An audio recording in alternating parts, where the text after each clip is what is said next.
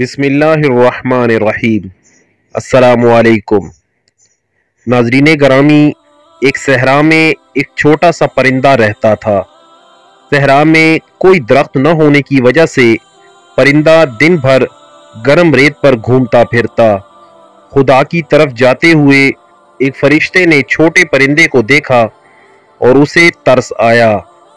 اس نے جا کر پرندے سے پوچھا، اے چھوٹے پرندے، تم اس تپتے صحرا میں کیا کر رہے ہو؟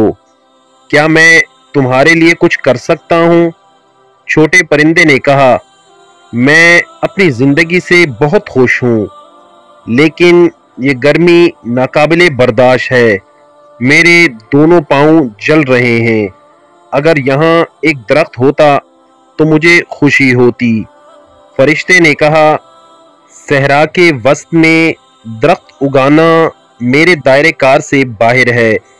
میں خدا سے ملنے جا رہا ہوں۔ میں اس سے پوچھوں گا کہ کیا وہ تمہاری خواہش پوری کر سکتا ہے؟ فرشتے نے خدا سے پوچھا، کیا وہ پرندے کی مدد کر سکتا ہے؟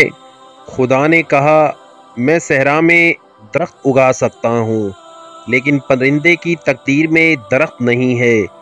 تاہم تم پرندے کو میرا پیغام دے دینا، جس سے اسے گرمی سے بچنے میں مدد ملے گی۔ پرندے سے کہنا، ایک وقت میں ایک پاؤں ریت پر رکھے اور ایک اٹھا لے۔ اس طرح ایک پاؤں کو تھوڑی دیر آرام مل سکتا ہے۔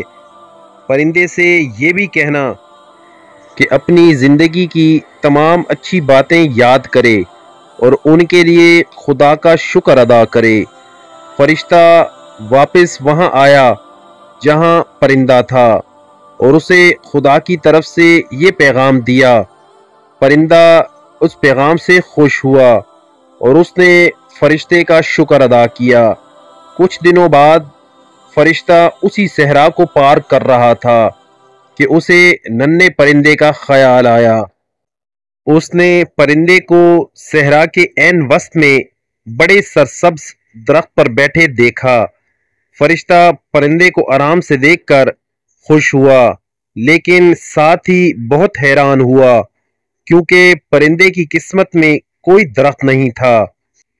فرشتہ خدا سے ملنے گیا اور حیرانی سے خدا کو سارا ماجرا سنایا۔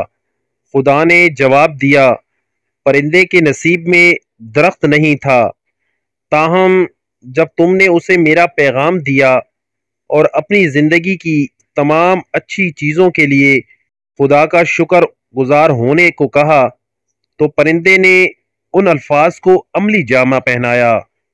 اس نے اپنی زندگی کی ہر ممکن چیز کو یاد کیا اور پاک دل سے اللہ کا شکر ادا کیا۔